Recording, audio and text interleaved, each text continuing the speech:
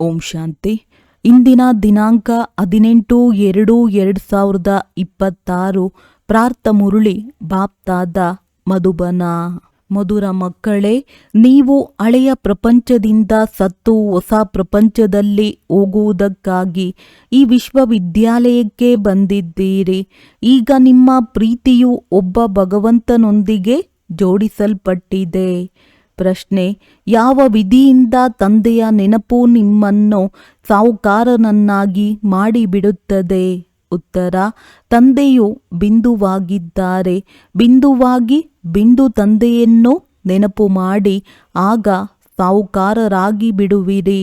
ಹೇಗೆ ಒಂದರ ಜೊತೆ ಬಿಂದುವನ್ನು ಹಾಕಿದಾಗ ಅದು 10 ಆಗುತ್ತದೆ, ಇನ್ನೊಂದು ಬಿಂದುವನ್ನು ಹಾಕಿದಾಗ 100, ಮತ್ತೊಂದನ್ನು ಹಾಕಿದಾಗ 1000 ಆಗಿಬಿಡುತ್ತದೆ.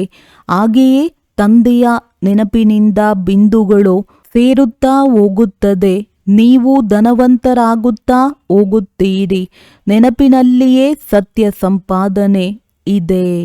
ಗೀತೆ: ಸಭೆಯಲ್ಲಿ ಜ್ಯೋತಿ ಬೆಳಗಿತು. ಓಂ ಶಾಂತಿ. ಈ ಗೀತೆಯ ಅರ್ಥವು ಎಷ್ಟು ವಿಚಿತ್ರವಾಗಿದೆ.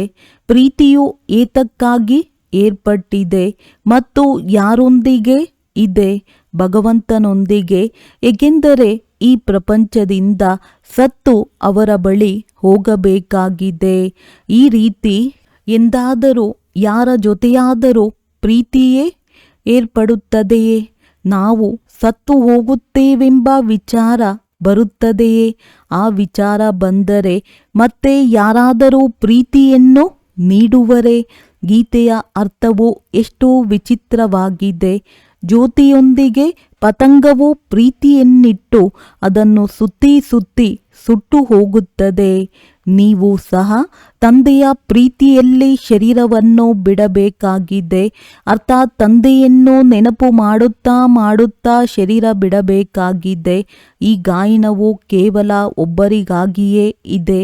ಆ ತಂದೆಯು ಬಂದಾಗ ಯಾರು ಅವರೊಂದಿಗೆ ಪ್ರೀತಿಯನ್ನಿಡುವರೋ ಅವರು ಈ ಪ್ರಪಂಚದಿಂದ ಸಾಯಬೇಕಾಗುತ್ತದೆ.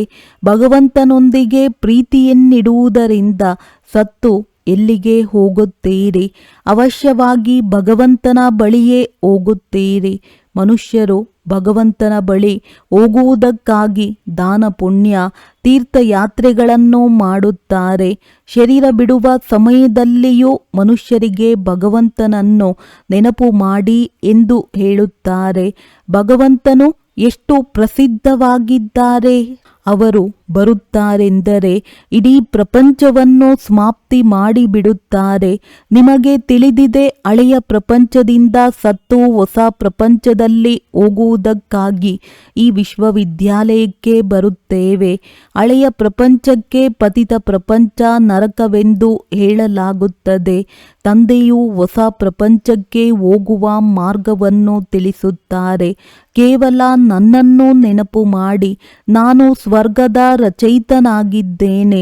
ಆ ತಂದೆಯಿಂದ ನಿಮಗೆ ಸಂಪತ್ತು, ಹಣ, ಮನೆಯೆಲ್ಲವೂ ಸಿಗುತ್ತದೆ. ವಾಸ್ತವದಲ್ಲಿ ಹೆಣ್ಣು ಮಕ್ಕಳಿಗೆ ಆಸ್ತಿ ಸಿಗುವುದಿಲ್ಲ. ಅವರನ್ನು ಇನ್ನೊಂದು ಮನೆಗೆ ಕಳುಹಿಸಿ ಬಿಡುತ್ತಾರೆ. ಅಂದರೆ ಅವರು ವಾರಸುದಾರರಾಗಲಿಲ್ಲ. ಆದರೆ ಭಗವಂತನಂತೂ ಎಲ್ಲ ಆತ್ಮರ ತಂದೆಯಾಗಿದ್ದಾರೆ. ಇವರ ಬಳಿ ಎಲ್ಲರೂ ಬರಬೇಕಾಗಿದೆ. ಯಾವುದಾದರೊಂದು ಸಮಯದಲ್ಲಿ ತಂದೆಯು ಖಂಡಿತ ಬರುತ್ತಾರೆ. ಎಲ್ಲರನ್ನೂ ಖಂಡಿತ ಮನೆಗೆ ಕರೆದುಕೊಂಡು ಹೋಗುತ್ತಾರೆ. ಏಕೆಂದರೆ ಹೊಸ ಪ್ರಪಂಚದಲ್ಲಿ ಬಹಳ ಕೆಲವರೇ ಮನುಷ್ಯರಿರುತ್ತಾರೆ. ಹಳೆಯ ಪ್ರಪಂಚದಲ್ಲಿ ಅನೇಕರಿದ್ದಾರೆ. ಹೊಸ ಪ್ರಪಂಚದಲ್ಲಿ ಮನುಷ್ಯರು ಕಡಿಮೆ ಮತ್ತು ಸುಖವು ಬಹಳಷ್ಟಿರುತ್ತದೆ. ಹಳೆಯ ಪ್ರಪಂಚದಲ್ಲಿ ಬಹಳ ಮನುಷ್ಯರಿರುವುದರಿಂದ ದುಃಖವೂ ಬಹಳ ಇದೆ. ಆದ್ದರಿಂದ ಕೂಗುತ್ತಾರೆ, ಏ ಪತಿತ ಪಾವನ ಬನ್ನಿ ಎಂದು ಬಾಪೂಜಿಯು ಹೇಳುತ್ತಿದ್ದರು. ಕೇವಲ ಅವರನ್ನು ತಿಳಿದುಕೊಂಡಿರಲಿಲ್ಲ. ಪತಿತ ಪಾವನ ಪರಮಪಿತ ಪರಮಾತ್ಮನಾಗಿದ್ದಾರೆ. ಅವರೇ ವಿಶ್ವದ ಮುಕ್ತಿದಾತನಾಗಿದ್ದಾರೆ ಎಂಬುದನ್ನು ತಿಳಿದುಕೊಂಡಿದ್ದಾರೆ. ರಾಮ ಸೀತೆಯನ್ನು ಇಡೀ ಪ್ರಪಂಚದವರು ನಂಬುವುದಿಲ್ಲ. ಇಡೀ ಪ್ರಪಂಚವು ಪರಮಪಿತ ಪರಮಾತ್ಮನನ್ನು ಮುಕ್ತಿದಾತ ಮಾರ್ಗದರ್ಶಕನೆಂದು ನಂಬುತ್ತದೆ. ತಂದೆಯು ದುಃಖದಿಂದ ಮುಕ್ತಗೊಳಿಸುತ್ತಾರೆ. ಒಳ್ಳೆಯದು. ದುಃಖ ಕೊಡುವವರು ಯಾರು? ತಂದೆಯಂತೂ ದುಃಖವನ್ನು ಕೊಡಲು ಸಾಧ್ಯವಿಲ್ಲ, ಏಕೆಂದರೆ ಅವರು ಪತಿತ ಪಾವನನಾಗಿದ್ದಾರೆ. ಪಾವನ ಪ್ರಪಂಚ ಸುಖಧಾಮದಲ್ಲಿ ಕರೆದುಕೊಂಡು ಹೋಗುವವರಾಗಿದ್ದಾರೆ. ನೀವು ಆತ್ಮಿಕ ತಂದೆಯ ಆತ್ಮಿಕ ಮಕ್ಕಳಾಗಿದ್ದೀರಿ. ಎಂತಹ ತಂದೆಯೋ ಅಂತಹ ಮಕ್ಕಳು. ಲೌಕಿಕ ತಂದೆಗೆ ಲೌಕಿಕ ಅರ್ಥಾತ್ ದೈಹಿಕ ಮಕ್ಕಳಿರುತ್ತಾರೆ. ಈಗ ನೀವು ಮಕ್ಕಳು ಇದನ್ನು ತಿಳಿದುಕೊಳ್ಳಬೇಕಾಗಿದೆ. ನಾವಾತ್ಮರಾಗಿದ್ದೇವೆ. ಪರಮಪಿತ ಪರಮಾತ್ಮನು ನಮಗೆ ಆಸ್ತಿಯನ್ನು ಕೊಡಲು ಬಂದಿದ್ದಾರೆ. ನಾವು ಅವರ ಮಕ್ಕಳು ಆಗುತ್ತೇವೆಂದ ಮೇಲೆ ಸ್ವರ್ಗದ ಆಸ್ತಿಯು ಖಂಡಿತ ಸಿಗುವುದು. ಅವರು ಸ್ವರ್ಗ ಸ್ಥಾಪನೆ ಮಾಡುವವರಾಗಿದ್ದಾರೆ. ನಾವು ವಿದ್ಯಾರ್ಥಿಗಳಾಗಿದ್ದೇವೆ ಎಂಬುದನ್ನು ಮರೆಯಬಾರದು. ಶಿವತಂದೆಯು ಮಧುಬನದಲ್ಲಿ ಮುರುಳಿಯನ್ನು ನುಡಿಸುತ್ತಾರೆಂದು ಮಕ್ಕಳ ಬುದ್ಧಿಯಲ್ಲಿರುತ್ತದೆ. ಆ ಕಟ್ಟಿಗೆಯ ಮುರುಳಿಯಂತೂ ಇಲ್ಲಿ ಇಲ್ಲ. ಕೃಷ್ಣನು ನೃತ್ಯ ಮಾಡುವುದು, ಮುರುಳಿಯನ್ನು ನುಡಿಸುವುದು ಅದೆಲ್ಲವೂ ಭಕ್ತಿ ಮಾರ್ಗದ್ದಾಗಿದೆ. ಬಾಕಿ ಜ್ಞಾನ ಮಾರ್ಗದ ಮುರುಳಿಯನ್ನು ಶಿವತಂದೆಯೇ ನುಡಿಸುತ್ತಾರೆ. ನಿಮ್ಮ ಬಳಿ ಒಳ್ಳೊಳ್ಳೆಯ ಗೀತೆಗಳನ್ನು ರಚಿಸುವವರು ಬರುತ್ತಾರೆ. ಗೀತೆಗಳನ್ನು ಬಹುತೇಕವಾಗಿ ಪುರುಷರೇ ರಚಿಸುತ್ತಾರೆ. ನೀವು ಜ್ಞಾನದ ಗೀತೆಗಳನ್ನೇ ಆಡಬೇಕು. ಅದರಿಂದ ಶಿವತಂದೆಯ ನೆನಪು ಬರಬೇಕು. ತಂದೆಯೂ ತಿಳಿಸುತ್ತಾರೆ, ತಂದೆಯಾದ ನನ್ನನ್ನು ನೆನಪು ಮಾಡಿ. ಶಿವನಿಗೆ ಬಿಂದುವೆಂದು ಹೇಳುತ್ತಾರೆ. ವ್ಯಾಪಾರಿಗಳು ಬಿಂದುವನ್ನು ಬರೆಯುತ್ತಾರೆ, ಅದಕ್ಕೆ ಶಿವನೆಂದು ಹೇಳುತ್ತಾರೆ. ಒಂದರ ಮುಂದೆ ಬಿಂದುವನ್ನಿಟ್ಟರೆ 10 ಆಗುವುದು, ಇನ್ನೊಂದು ಬಿಂದುವನ್ನಿಟ್ಟರೆ 100 ಆಗುವುದು, ಮತ್ತೊಂದು ಬಿಂದುವನ್ನಿಟ್ಟರೆ 1000 ಆಗಿಬಿಡುವುದು. ಅಂದಾಗ ನೀವು ಸಹ ಶಿವನನ್ನು ನೆನಪು ಮಾಡಬೇಕಾಗಿದೆ. ಶಿವನನ್ನು ಎಷ್ಟು ನೆನಪು ಮಾಡುತ್ತೀರೋ ಅಷ್ಟು ಬಿಂದುವಿನ ಮುಂದೆ ಬಿಂದು ಸೇರುತ್ತಾ ಹೋಗುವುದು. ನೀವು ಅರ್ಧಕಲ್ಪಕ್ಕಾಗಿ ಸಾಹುಕಾರರಾಗಿ ಬಿಡುತ್ತೀರಿ. ಅಲ್ಲಿ ಬಡವರಿರುವುದೇ ಇಲ್ಲ. ಎಲ್ಲರೂ ಸುಖಿಯಾಗಿರುತ್ತಾರೆ. ದುಃಖದ ಹೆಸರಿರುವುದಿಲ್ಲ. ತಂದೆಯ ನೆನಪಿನಿಂದ ವಿಕರ್ಮಗಳು ವಿನಾಶವಾಗುತ್ತಾ ಹೋಗುತ್ತವೆ. ನೀವು ಬಹಳ ಧನವಂತರಾಗುತ್ತೀರಿ. ಇದಕ್ಕೆ ಸತ್ಯ ತಂದೆಯ ಮೂಲಕ ಸತ್ಯ ಸಂಪಾದನೆ ಎಂದು ಹೇಳಲಾಗುತ್ತದೆ. ಈ ಸಂಪಾದನೆಯೇ ಜೊತೆ ಬರುತ್ತದೆ. ಮನುಷ್ಯರೆಲ್ಲರೂ ಖಾಲಿ ಕೈಯಲ್ಲಿ ಹೋಗುತ್ತಾರೆ. ನೀವು ಕೈ ತುಂಬಿಕೊಂಡು ಹೋಗಬೇಕಾಗಿದೆ. ತಂದೆಯನ್ನು ನೆನಪು ಮಾಡಬೇಕಾಗಿದೆ. ತಂದೆಯು ತಿಳಿಸಿದ್ದಾರೆ, ಪವಿತ್ರತೆ ಇದ್ದಾಗ ಸುಖ ಶಾಂತಿಯೂ ಸಿಗುವುದು. ನೀವಾತ್ಮರು ಮೊದಲು ಪವಿತ್ರರಾಗಿದ್ದೀರಿ, ನಂತರ ಅಪವಿತ್ರರಾದಿರಿ. ಸನ್ಯಾಸಿಗಳಿಗೂ ಸಹ ಅರ್ಧ ಪವಿತ್ರರೆಂದು ಹೇಳುತ್ತಾರೆ. ನಿಮ್ಮದು ಪೂರ್ಣ ಸನ್ಯಾಸವಾಗಿದೆ. ನೀವು ತಿಳಿದುಕೊಂಡಿದ್ದೀರಿ, ಅವರು ಎಷ್ಟು ಸುಖವನ್ನು ತೆಗೆದುಕೊಳ್ಳುತ್ತಾರೆ. ಸ್ವಲ್ಪ ಸುಖವಿದ್ದರೆ ಇನ್ನುಳಿದದ್ದು ದುಃಖವೇ ಇರುತ್ತದೆ. ಮೊದಲು ಅವರು ತಂದೆಯನ್ನು ಸರ್ವವ್ಯಾಪಿ ಎಂದು ಹೇಳುತ್ತಿರಲಿಲ್ಲ. ಸರ್ವವ್ಯಾಪಿ ಎಂದು ಹೇಳುವುದರಿಂದ ಇನ್ನೂ ಬೀಳುತ್ತಲೇ ಹೋಗುತ್ತಾರೆ. ಪ್ರಪಂಚದಲ್ಲಿ ಅನೇಕ ಪ್ರಕಾರದ ಮೇಳಗಳಾಗುತ್ತವೆ, ಏಕೆಂದರೆ ಸಂಪಾದನೆಯಾಗುತ್ತದೆ ಎಲ್ಲವೇ. ಇದು ಸಹ ಅವರ ವ್ಯಾಪಾರವಾಗಿದೆ. ಹೇಳಲಾಗುತ್ತದೆ, ನರನಿಂದ ನಾರಾಯಣನಾಗುವ ವ್ಯಾಪಾರ ಬಿಟ್ಟರೆ ಮತ್ತೆಲ್ಲ ವ್ಯಾಪಾರಗಳಲ್ಲಿ ಧೂಳೇ ಇದೆ. ಈ ವ್ಯಾಪಾರವನ್ನು ಮಾಡುವವರು ಕೆಲವರೇ ವಿರಳ. ತಂದೆಯ ಮಕ್ಕಳಾಗಿ ಎಲ್ಲವನ್ನು ದೇಹ ಸಹಿತ ತಂದೆಗೆ ಕೊಡಬೇಕಾಗಿದೆ, ಏಕೆಂದರೆ ಹೊಸ ಶರೀರ ಬೇಕೆಂದು ಬಯಸುತ್ತೀರಿ. ತಂದೆಯು ತಿಳಿಸುತ್ತಾರೆ, ನೀವು ಕೃಷ್ಣಪುರಿಯಲ್ಲಿ ಹೋಗಬಲ್ಲಿರಿ. ಆದರೆ ಆತ್ಮವು ತಮೋಪ್ರಧಾನದಿಂದ ಸತೋಪ್ರಧಾನವಾದಾಗ ಕೃಷ್ಣಪುರಿಯಲ್ಲಿ ನಮ್ಮನ್ನು ಪಾವನ ಮಾಡಿ ಎಂದು ಹೇಳುವುದಿಲ್ಲ. ಇಲ್ಲಿ ಎಲ್ಲ ಮನುಷ್ಯ ಮಾತ್ರರು ಕರೆಯುತ್ತಾರೆ, ಏ ಮುಕ್ತಿದಾತ ಬನ್ನಿ, ಈ ಪಾಪಾತ್ಮರ ಪ್ರಪಂಚದಿಂದ ನಮ್ಮನ್ನು ಮುಕ್ತ ಮಾಡಿ. ನೀವೀಗ ತಿಳಿದುಕೊಂಡಿದ್ದೀರಿ, ತಂದೆಯು ನಿಮ್ಮನ್ನು ತನ್ನ ಜೊತೆ ಕರೆದುಕೊಂಡು ಹೋಗಲು ಬಂದಿದ್ದಾರೆ. ಅಲ್ಲಿ ಹೋಗುವುದಂತೂ ಒಳ್ಳೆಯದಲ್ಲವೇ? ಮನುಷ್ಯರು ಶಾಂತಿಯನ್ನು ಬಯಸುತ್ತಾರೆ ಅಂದಾಗ ಶಾಂತಿಯನ್ನು ಯಾವುದಕ್ಕೆ ಹೇಳುತ್ತಾರೆ? ಕರ್ಮ ಮಾಡದೆ ಯಾರೂ ಇರಲು ಸಾಧ್ಯವಿಲ್ಲ. ಶಾಂತಿಯು ಶಾಂತಿಧಾಮದಲ್ಲಿಯೇ ಇರುತ್ತದೆ. ಆದರೂ ಮತ್ತೆ ಶರೀರವನ್ನು ತೆಗೆದುಕೊಂಡು ಕರ್ಮವನ್ನು ಮಾಡಲೇಬೇಕಾಗಿದೆ. ಸತ್ಯಯುಗದಲ್ಲಿ ಕರ್ಮ ಮಾಡುತ್ತಿದ್ದರೂ ಶಾಂತಿ ಇರುತ್ತದೆ. ಅಶಾಂತಿಯಲ್ಲಿ ಮನುಷ್ಯರಿಗೆ ದುಃಖವಾಗುತ್ತದೆ. ಆದ್ದರಿಂದ ಶಾಂತಿಯು ಹೇಗೆ ಸಿಗುವುದೆಂದು ಹೇಳುತ್ತಾರೆ. ಈಗಂತೂ ನೀವು ಮಕ್ಕಳು ತಿಳಿದುಕೊಂಡಿದ್ದೀರಿ, ಶಾಂತಿಧಾಮವಂತೂ ನಮ್ಮ ಮನೆಯಾಗಿದೆ. ಸತ್ಯಯುಗದಲ್ಲಿ ಶಾಂತಿಯೂ ಇರುತ್ತದೆ, ಸುಖವೂ ಇರುತ್ತದೆ, ಎಲ್ಲವೂ ಇರುತ್ತದೆ. ಈಗ ಅದು ಬೇಕೋ, ಕೇವಲ ಶಾಂತಿ ಬೇಕೋ? ಇಲ್ಲಂತೂ ದುಃಖವಿದೆ. ಆದ್ದರಿಂದ ಪತಿತ ಪಾವನ ತಂದೆಯನ್ನು ಸಹ ಇಲ್ಲಿಗೆ ಕರೆಯುತ್ತಾರೆ. ಭಗವಂತನೊಂದಿಗೆ ಮಿಲನ ಮಾಡುವುದಕ್ಕಾಗಿಯೇ ಭಕ್ತಿ ಮಾಡುತ್ತಾರೆ. ಭಕ್ತಿಯೂ ಸಹ ಮೊದಲು ಅವ್ಯಭಿಚಾರಿ ಭಕ್ತಿ ಇರುತ್ತದೆ, ನಂತರ ವ್ಯಭಿಚಾರಿಯಾಗುತ್ತದೆ. ವ್ಯಭಿಚಾರಿ ಭಕ್ತಿಯಲ್ಲಿ ನೋಡಿ ಏನೇನು ಮಾಡುತ್ತಾರೆ. ಏಣಿ ಚಿತ್ರದಲ್ಲಿ ಎಷ್ಟು ಚೆನ್ನಾಗಿ ತೋರಿಸಿದ್ದಾರೆ. ಆದರೆ ಮೊಟ್ಟ ಮೊದಲು ಸಿದ್ಧ ಮಾಡಬೇಕು, ಭಗವಂತ ಯಾರು? ಶ್ರೀಕೃಷ್ಣನನ್ನು ಈ ರೀತಿ ಮಾಡಿದವರು ಯಾರು? ಮೊದಲ ಜನ್ಮದಲ್ಲಿ ಇವರು ಯಾರಾಗಿದ್ದರು? ತಿಳಿಸಲು ಬಹಳ ಯುಕ್ತಿ ಬೇಕು. ಯಾರು ಚೆನ್ನಾಗಿ ಸರ್ವಿಸ್ ಮಾಡುವರೋ ಅವರ ಹೃದಯವೂ ಸಹ ಸಾಕ್ಷಿ ಕೊಡುತ್ತದೆ. ವಿಶ್ವವಿದ್ಯಾಲಯದಲ್ಲಿ ಯಾರು ಚೆನ್ನಾಗಿ ಓದುವರೋ ಅವರು ತೀಕ್ಷ್ಣವಾಗಿ ಮುಂದೆ ಹೋಗುತ್ತಾರೆ. ನಂಬರ್ ವಾರಂತೂ ಇದ್ದೇ ಇರುತ್ತಾರೆ. ಕೆಲವರು ಮಂದ ಬುದ್ಧಿಯವರು ಇರುತ್ತಾರೆ. ಶಿವತಂದೆಗೆ ಆತ್ಮವು ಹೇಳುತ್ತದೆ, ನನ್ನ ಬುದ್ಧಿ ಬೀಗವನ್ನು ತೆರೆಯಿರಿ. ಅದಕ್ಕೆ ತಂದೆಯೂ ಹೇಳುತ್ತಾರೆ, ಬುದ್ಧಿ ಬೀಗವನ್ನು ತೆರೆಯುವುದಕ್ಕಾಗಿಯೇ ಬಂದಿದ್ದೇನೆ. ಆದರೆ ನಿಮ್ಮ ಕರ್ಮವು ಹೀಗಿದೆ, ಬುದ್ಧಿ ಬೀಗವು ತೆರೆಯುವುದೇ ಇಲ್ಲ. ಮತ್ತೆ ತಂದೆಯು ಏನು ಮಾಡುವರು? ಬಹಳ ಪಾಪಗಳನ್ನು ಮಾಡಿದ್ದೀರಿ. ಈಗ ತಂದೆಯು ಅವರನ್ನು ಏನು ಮಾಡುವರು? ನಾವು ಕಡಿಮೆ ಓದುತ್ತೇವೆಂದು ಶಿಕ್ಷಕರಿಗೆ ಹೇಳುತ್ತಾರೆ. ಅಂದಾಗ ಶಿಕ್ಷಕರು ಏನು ಮಾಡುವರು? ಶಿಕ್ಷಕರು ಕೃಪೆಯನ್ನಂತೂ ಮಾಡುವುದಿಲ್ಲ. ಬಲೆ ಅಧಿಕ ಸಮಯವನ್ನು ಕೊಡುತ್ತಾರೆ, ಅದನ್ನಂತೂ ನಿಮಗೆ ನಿರಾಕರಿಸುವುದಿಲ್ಲ. ಪ್ರದರ್ಶನಿಯು ತೆರೆದಿರುತ್ತದೆ, ಕುಳಿತು ಅಭ್ಯಾಸ ಮಾಡಿ. ಭಕ್ತಿ ಮಾರ್ಗದಲ್ಲಿ ಮಾಲೆಯನ್ನು ಜಪಿಸಿ ಎಂದು ಕೆಲವರು ಹೇಳುತ್ತಾರೆ.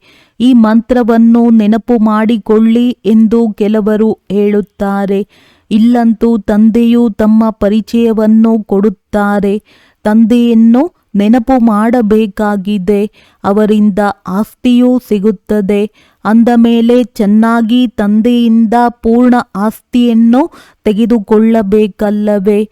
ಇದರಲ್ಲಿಯೂ ತಂದೆಯೂ ತಿಳಿಸುತ್ತಾರೆ, ವಿಕಾರದಲ್ಲೆಂದೂ ಹೋಗಬಾರದು. ವಿಕಾರದ ರುಚಿಯು ಸ್ವಲ್ಪ ಕುಳಿತುಕೊಂಡರೂ ಸಹ ಮತ್ತೆ ವೃದ್ಧಿಯಾಗಿ ಬಿಡುವುದು. ಹೇಗೆ ಸಿಗರೇಟ್ ಇತ್ಯಾದಿಗಳ ರುಚಿ ಒಂದು ಸಲ ನೋಡಿದರೂ ಸಹ ಸಂಗದ ರಂಗು ಕೂಡಲೇ ಅಂಟಿಬಿಡುತ್ತದೆ.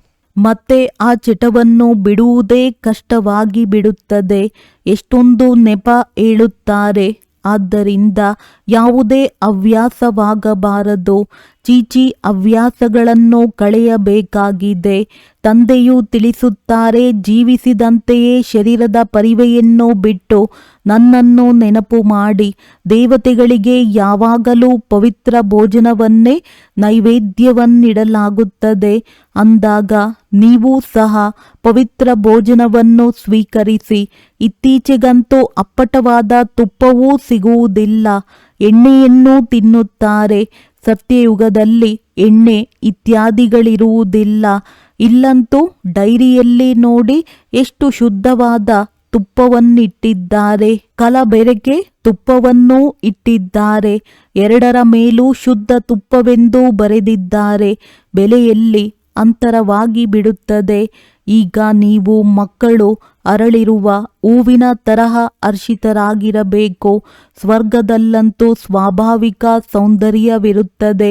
ಅಲ್ಲಿ ಪ್ರಕೃತಿಯು ಸತೋಪ್ರಧಾನವಾಗಿರುತ್ತದೆ.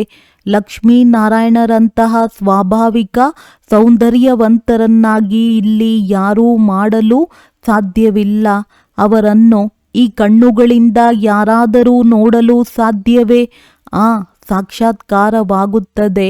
ಆದರೆ ಸಾಕ್ಷಾತ್ಕಾರವಾದ ಮಾತ್ರಕ್ಕೆ ಯಾರೂ ಅದೇ ಮಾದರಿಯಲ್ಲಿ ರಚಿಸಲು ಸಾಧ್ಯವಿಲ್ಲ. ಯಾರಾದರೂ ಕಲಾಕಾರನಿಗೆ ಸಾಕ್ಷಾತ್ಕಾರವಾಗುತ್ತಾ ಹೋದರೆ ಆ ಸಮಯದಲ್ಲಿ ಕುಳಿತು ಬರೆಯಬಹುದು. ಆದರೆ ಪರಿಶ್ರಮವಿದೆ. ಈಗ ನೀವು ಮಕ್ಕಳಿಗೆ ಬಹಳ ನಶೆ ಇರಬೇಕು. ಈಗ ನಮ್ಮನ್ನು ಕರೆದುಕೊಂಡು ಹೋಗಲು ಬಂದಿದ್ದಾರೆ. ತಂದೆಯಿಂದ ನಮಗೆ ಸ್ವರ್ಗದ ಆಸ್ತಿಯೂ ಸಿಗಬೇಕಾಗಿದೆ. ಈಗ ನಮ್ಮ 84 ಜನ್ಮಗಳು ಪೂರ್ಣವಾಯಿತು. ಇಂತಿಂಥ ವಿಚಾರಗಳು ಬುದ್ಧಿಯಲ್ಲಿದ್ದಾಗ ಖುಷಿ ಇರುವುದು. ಸ್ವಲ್ಪವೂ ವಿಕಾರದ ವಿಚಾರವೇ ಬರಬಾರದು. ತಂದೆಯು ತಿಳಿಸುತ್ತಾರೆ, ಕಾಮ ಮಹಾಶತ್ರುವಾಗಿದೆ. ದ್ರೌಪದಿಯೂ ಸಹ ಇದಕ್ಕಾಗಿಯೇ ಕರೆದಳಲ್ಲವೇ? ಅವಳಿಗೆ ಯಾವುದೇ 5 ಮಂದಿ ಪತಿಯರಿರಲಿಲ್ಲ. ದ್ರೌಪದಿಯಂತೂ ಕರೆಯುತ್ತಿದ್ದಳು, ನನ್ನನ್ನು ಈ ದುಶ್ಯಾಸನನು ವಿವಸ್ತ್ರ ಮಾಡುತ್ತಾನೆ, ಇದರಿಂದ ರಕ್ಷಿಸು ಎಂದು.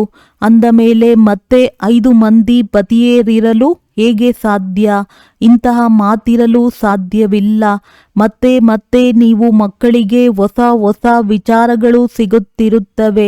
ಅಂದ ಮೇಲೆ ತಿದ್ದುಪಡಿ ಮಾಡುತ್ತಿರಬೇಕು. ಯಾವುದಾದರೊಂದು ಬದಲಾವಣೆ ಮಾಡಿ ಶಬ್ದಗಳನ್ನು ಹಾಕಬೇಕು. ಇನ್ನು ಸ್ವಲ್ಪ ಸಮಯದಲ್ಲಿಯೇ ಈ ಭಾರತವನ್ನು ಸ್ವರ್ಗವನ್ನಾಗಿ ಮಾಡುತ್ತೇವೆ ಎಂದು ನೀವು ಬರೆಯುತ್ತೀರಿ, ಚಾಲೆಂಜ್ ಮಾಡುತ್ತೀರಿ. ತಂದೆಯು ಮಕ್ಕಳೊಂದಿಗೆ ಹೇಳುತ್ತಾರೆ, ಸನ್ ಶೋಸ್ ಫಾದರ್, ಫಾದರ್ ಶೋಸ್ ಸನ್. ಅರ್ಥಾತ್ ಮಕ್ಕಳು ತಂದೆಯನ್ನು ಪ್ರತ್ಯಕ್ಷ ಮಾಡುವರು, ತಂದೆಯು ಮಕ್ಕಳನ್ನು ಪ್ರತ್ಯಕ್ಷ ಮಾಡುವರು. ಅಂದಾಗ ಯಾವ ತಂದೆ? ಶಿವ ಮತ್ತು ಸಾಲಿಗ್ರಾಮಗಳು. ಶಿವ ತಂದೆಯು ಏನನ್ನು ತಿಳಿಸುತ್ತಾರೆಯೋ ಅದರಂತೆಯೇ ಫಾಲೋ ಮಾಡಿ. ಫಾಲೋ ಫಾದರ್ ಅವರದ್ದೇ ಗಾಯನವಿದೆ. ಲೌಕಿಕ ತಂದೆಯನ್ನು ಫಾಲೋ ಮಾಡುವುದರಿಂದ ನೀವು ಪತಿತರಾಗಿ ಬಿಡುತ್ತೀರಿ. ಈ ತಂದೆಯಂತೂ ಪಾವನರನ್ನಾಗಿ ಮಾಡಲು ಫಾಲೋ ಮಾಡಿಸುತ್ತಾರೆ. ಅಂತರವಿದೆಯಲ್ಲವೇ? ತಂದೆಯು ತಿಳಿಸುತ್ತಾರೆ, ಮಧುರ ಮಕ್ಕಳೇ, ಫಾಲೋ ಮಾಡಿ ಪವಿತ್ರರಾಗಿ. ಫಾಲೋ ಮಾಡುವುದರಿಂದಲೇ ಸ್ವರ್ಗದ ಮಾಲೀಕರಾಗುವಿರಿ. ಲೌಕಿಕ ತಂದೆಯನ್ನು ಫಾಲೋ ಮಾಡುವುದರಿಂದ 63 ಜನ್ಮಗಳು ನೀವು ಏಣಿಯನ್ನು ಕೆಳಗಿಳಿದಿದ್ದೀರಿ. ಈಗ ತಂದೆಯನ್ನು ಫಾಲೋ ಮಾಡಿ ಮೇಲೇರಬೇಕಾಗಿದೆ. ತಂದೆಯ ಜೊತೆ ಹೋಗಬೇಕಾಗಿದೆ. ತಂದೆಯು ತಿಳಿಸುತ್ತಾರೆ, ಈ ಒಂದೊಂದು ರತ್ನವು ಲಕ್ಷಾಂತರ ರೂಪಾಯಿಗಳಷ್ಟು ಬೆಲೆ ಬಾಳುವಂಥದ್ದಾಗಿದೆ. ನೀವು ತಂದೆಯನ್ನರಿತು ತಂದೆಯಿಂದ ಆಸ್ತಿಯನ್ನು ಪಡೆಯುತ್ತೀರಿ. ಬ್ರಹ್ಮನಲ್ಲಿ ಲೀನವಾಗಿ ಬಿಡುತ್ತೇವೆಂದು ಸನ್ಯಾಸಿಗಳು ಹೇಳುತ್ತಾರೆ. ಆದರೆ ಲೀನವಾಗುವುದಿಲ್ಲ, ಪುನಃ ಬರುತ್ತಾರೆ. ತಂದೆಯು ನಿತ್ಯವೂ ತಿಳಿಸುತ್ತಿರುತ್ತಾರೆ, ಮಧುರಾತಿ ಮಧುರ ಮಕ್ಕಳೇ, ಮೊಟ್ಟಮೊದಲು ಎಲ್ಲರಿಗೆ ತಂದೆಯ ಪರಿಚಯ ಕೊಡಬೇಕಾಗಿದೆ. ಪಾರಲೌಕಿಕ ತಂದೆಯು ಪಾವನರನ್ನಾಗಿ ಮಾಡುವ ಆಸ್ತಿಯನ್ನು ಕೊಡುತ್ತಾರೆ. ಆದ್ದರಿಂದ ಪಾವನರನ್ನಾಗಿ ಮಾಡಿ ಎಂದು ಬೇಹದ್ದಿನ ತಂದೆಗೆ ಹೇಳುತ್ತಾರೆ. ಅವರು ಪತಿತ ಪಾವನನಾಗಿದ್ದಾರೆ. ಲೌಕಿಕ ತಂದೆಗೆ ಪತಿತ ಪಾವನನೆಂದು ಹೇಳುವುದಿಲ್ಲ. ಅವರೇ ಏ ಪತಿತ ಪಾವನ ಬನ್ನಿ ಎಂದು ಕರೆಯುತ್ತಿರುತ್ತಾರೆ. ಅಂದಾಗ ಎಲ್ಲರಿಗೆ ಇಬ್ಬರು ತಂದೆಯರ ಪರಿಚಯ ಕೊಡಬೇಕಾಗಿದೆ. ವಿವಾಹ ಮಾಡಿಕೊಂಡು ಪತಿತನಾಗು ಎಂದು ಲೌಕಿಕ ತಂದೆಯು ಹೇಳುತ್ತಾರೆ. ಪಾವನರಾಗಿ ಎಂದು ಪಾರಲೌಕಿಕ ತಂದೆಯೂ ಹೇಳುತ್ತಾರೆ. ನನ್ನನ್ನು ನೆನಪು ಮಾಡಿದರೆ ನೀವು ಪಾವನರಾಗುತ್ತೀರಿ. ಒಬ್ಬ ತಂದೆಯೇ ಎಲ್ಲರನ್ನೂ ಪಾವನ ಮಾಡುವವರಾಗಿದ್ದಾರೆ. ಇವು ತಿಳಿಸಿಕೊಡುವ ಬಹಳ ಒಳ್ಳೆಯ ಮಾತುಗಳಾಗಿವೆ. ಭಿನ್ನ ಭಿನ್ನ ಪ್ರಕಾರದ ಮಾತುಗಳನ್ನು ವಿಚಾರ ಸಾಗರ ಮಂಥನ ಮಾಡಿ ತಿಳಿಸುತ್ತಾರೆ. ಇದೇ ನಿಮ್ಮ ವ್ಯಾಪಾರವಾಯಿತು. ನೀವು ಪತಿತರನ್ನು ಪಾವನ ಮಾಡುವವರಾಗಿದ್ದೀರಿ. ಪಾರಲೌಕಿಕ ತಂದೆಯೂ ಈಗ ಹೇಳುತ್ತಾರೆ, ಪಾವನರಾಗಿ. ಈಗ ವಿನಾಶವು ಸನ್ಮುಖದಲ್ಲಿ ನಿಂತಿದೆ ಅಂದ ಮೇಲೆ ಈಗ ಏನು ಮಾಡಬೇಕೋ ಖಂಡಿತವಾಗಿಯೂ ಪಾರಲೌಕಿಕ ತಂದೆಯ ಮತದಂತೆ ನಡೆಯಬೇಕಲ್ಲವೇ? ಪ್ರದರ್ಶನಿಯಲ್ಲಿ ಈ ಪ್ರತಿಜ್ಞೆಯನ್ನು ಬರೆಯಬೇಕು. ಪಾರಲೌಕಿಕ ತಂದೆಯನ್ನು ಫಾಲೋ ಮಾಡುತ್ತೇವೆ, ಪತಿತರಾಗುವುದನ್ನು ಬಿಡುತ್ತೇವೆ. ಬರೆಯಿರಿ, ತಂದೆಯಿಂದ ಗ್ಯಾರಂಟಿ ತೆಗೆದುಕೊಳ್ಳುತ್ತೇವೆ. ಎಲ್ಲವೂ ಪವಿತ್ರತೆಯ ಮಾತಾಗಿದೆ. ನೀವು ಮಕ್ಕಳಿಗೆ ದಿನರಾತ್ರಿ ಖುಷಿ ಇರಬೇಕು. ತಂದೆಯು ನಮಗೆ ಸ್ವರ್ಗದ ಆಸ್ತಿಯನ್ನು ಕೊಡುತ್ತಿದ್ದಾರೆ. ತಂದೆ ಮತ್ತು ಆಸ್ತಿ ನೀವೀಗ ತಿಳಿದುಕೊಂಡಿದ್ದೀರಿ. ಶಿವ ಜಯಂತಿ ಎಂದರೆ ಭಾರತದ ಸ್ವರ್ಗ ಜಯಂತಿಯಾಗಿದೆ. ಗೀತೆಯೇ ಸರ್ವಶಾಸ್ತ್ರಮಯಿ ಶಿರೋಮಣಿಯಾಗಿದೆ. ಗೀತಾ ಮಾತೆಯಾಗಿದೆ. ಆಸ್ತಿಯಂತೂ ತಂದೆಯಿಂದಲೇ ಸಿಗುವುದು. ಗೀತೆಯ ರಚಯಿತನು ಶಿವ ತಂದೆಯೇ ಆಗಿದ್ದಾರೆ. ಪಾರಲೌಕಿಕ ತಂದೆಯಿಂದ ಪಾವನರಾಗುವ ಆಸ್ತಿಯೂ ಸಿಗುತ್ತದೆ. ಒಳ್ಳೆಯದು. ಮಧುರಾತಿ ಮಧುರ ಅಗಲಿ ಹೋಗಿ ಮರಳಿ ಸಿಕ್ಕಿರುವ ಮಕ್ಕಳ ಪ್ರತಿ ಮಾತ್ಪಿತಾ ಬಾಪ್ತಾದಾರವರ ನೆನಪು, ಪ್ರೀತಿ ಹಾಗೂ ಸುಪ್ರಭಾತ. ಆತ್ಮಿಕ ಮಕ್ಕಳಿಗೆ ಆತ್ಮಿಕ ತಂದೆಯ ನಮಸ್ತೆ. ಧಾರಣೆಗಾಗಿ ಮುಖ್ಯ ಸಾರ. ನಾವು ಈಶ್ವರಿಯ ವಿದ್ಯಾರ್ಥಿಗಳಾಗಿದ್ದೇವೆ. ಇದನ್ನು ಸದಾ ಸ್ಮೃತಿಯಲ್ಲಿಟ್ಟುಕೊಳ್ಳಬೇಕಾಗಿದೆ. ಯಾವುದೇ ಚೀಚಿ ಹವ್ಯಾಸಗಳನ್ನು ಮಾಡಿಕೊಳ್ಳಬಾರದು. ಅವುಗಳನ್ನು ಕಳೆಯಬೇಕಾಗಿದೆ. ವಿಕಾರದ ವಿಚಾರವು ಅಂಶ ಮಾತ್ರವೂ ಬರಬಾರದು. ಜೀವಿಸಿದಂತೆಯೇ ಶರೀರದ ಬಾಣವನ್ನು ಮರೆತು ತಂದೆಯನ್ನು ನೆನಪು ಮಾಡಬೇಕಾಗಿದೆ. ಭಿನ್ನ ಭಿನ್ನ ಅಂಶಗಳನ್ನು ವಿಚಾರ ಸಾಗರ ಮಂಥನ ಮಾಡಿ ಪತಿತರನ್ನು ಪಾವನ ಮಾಡುವ ವ್ಯಾಪಾರ ಮಾಡಬೇಕಾಗಿದೆ. ವರದಾನ: ಸಂತುಷ್ಟತೆಯ ತ್ರಿಮೂರ್ತಿ ಸರ್ಟಿಫಿಕೇಟ್ನ ಮೂಲಕ ಸದಾ ಸಫಲತೆಯ ಪ್ರಾಪ್ತಿ ಮಾಡಿಕೊಳ್ಳುವಂತಹ ಶ್ರೇಷ್ಠ ಪದವಿಯ ಅಧಿಕಾರಿ ಭವ. ಸದಾ ಸಫಲರಾಗಲು ತಂದೆ ಹಾಗೂ ಪರಿವಾರದೊಂದಿಗೆ ಸರಿಯಾದ ಸಂಬಂಧವಿರಬೇಕು. ಪ್ರತಿಯೊಬ್ಬರೂ 3 ಸರ್ಟಿಫಿಕೇಟ್ಗಳನ್ನು ತೆಗೆದುಕೊಳ್ಳಬೇಕಾಗಿದೆ. ತಂದೆ, ತಾವು ಮತ್ತು ಪರಿವಾರದಿಂದ. ಪರಿವಾರವನ್ನು ಸಂತುಷ್ಟ ಮಾಡುವುದಕ್ಕಾಗಿ ಚಿಕ್ಕದಾದ ಮಾತೊಂದನ್ನು ನೆನಪಿಟ್ಟುಕೊಳ್ಳಿರಿ. ಗೌರವ ಕೊಡುವ ರೆಕಾರ್ಡ್ ನಿರಂತರವಾಗಿ ನಡೆಯುತ್ತಿರಲಿ.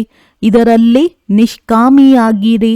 ತಂದೆಯನ್ನು ಸಂತುಷ್ಟಪಡಿಸುವುದಕ್ಕಾಗಿ ಸತ್ಯವಾಗಿರಿ ಮತ್ತು ಸ್ವಯಂನೊಂದಿಗೆ ಸಂತುಷ್ಟವಾಗಿರಲು ಸದಾ ಶ್ರೀಮತದ ಗೆರೆಯೊಳಗೆ ಇರಬೇಕು. ಈ 3 ಸರ್ಟಿಫಿಕೇಟ್ಗಳು ಶ್ರೇಷ್ಠ ಪದವಿಯ ಅಧಿಕಾರಿಯನ್ನಾಗಿ ಮಾಡಿಬಿಡುತ್ತವೆ. ಸ್ಲೋಗನ್: ಯಾರು ಚಿತ್ರವನ್ನು, ದೇಹವನ್ನು ನೋಡದೆ ಚೈತನ್ಯ ಆತ್ಮ ಹಾಗೂ ಚರಿತ್ರೆಯನ್ನು ನೋಡುವರೋ ಅವರೇ ಶ್ರೇಷ್ಠ ಚಾರಿತ್ರ್ಯವಂತರು ಆಗಿದ್ದಾರೆ.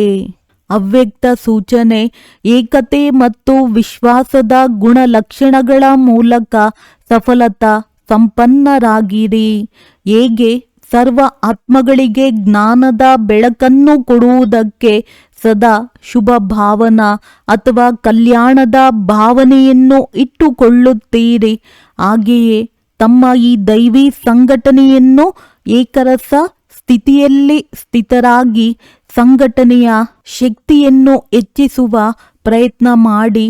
ಆಗ ನಿಮ್ಮ ಈ ದೈವಿ ಸಂಘಟನೆಯ ಮೂರ್ತಿಯಲ್ಲಿ ಏಕತೆ ಹಾಗೂ ಏಕರಸ ಸ್ಥಿತಿಯ ಪ್ರತ್ಯಕ್ಷ ರೂಪದಲ್ಲಿ ಪ್ರತ್ಯಕ್ಷವಾಗುವುದು ಹಾಗೂ ಸಾಕ್ಷಾತ್ಕಾರವಾಗುವುದು.